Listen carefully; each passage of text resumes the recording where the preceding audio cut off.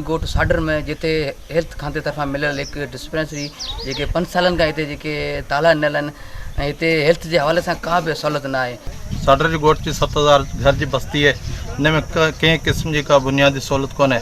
हिकिड़ी जेका डिस्पेंसरी खुली है, जेका अस्पताल खुली है, इन में को डॉक्टर कोन्हे, कंहिं किस्म की का सहूलत कोन्हे, का दवा कोन्ह मिले। घरनि जी बस्ती जो ॻोठ जंहिंखे सिर्फ़ु ही वाहिद हॉस्पिटल जेको पोयां ॾिसी रहिया आहियो इहा मिली है, जंहिं मंझि अॼु ॾींहं ताईं न को फर्नीचर असांखे मुहैया थियो आहे, न को डॉक्टर अचनि था। हिते इन ॻोठ में कई बीमारियूं आहिनि, इन लाइ असांखे हैदराबाद मीरपुरख़ास उमरकोट वञिणो पए थो ऐं बेपहुच ग़रीब माण्हू जे तमामु घणी आबादी हिते रहंदड़े त ख़ुदा हिन हेॾे वॾे सेंटर के बहाल करे ऐं हिन ॻोठ खे सहूलतूं ॾिनियूं वञनि। 5 साल का यकी बंद पई है, न डॉक्टर सहूलत है, न का दवा न भी। ठीक है, उन खां पोइ असीं हितां रक्षन में भॼी दौड़ी उते वेंदा आहियूं। सरकारी अस्पताल में हू पंहिंजी मन मर्ज़ी लॻाए मरीज़ खे सही नमूने सां चेक ई कोन था कनि। अॻिते पोइ हिते असांखे हिते सहूलत ॾिनी वञे।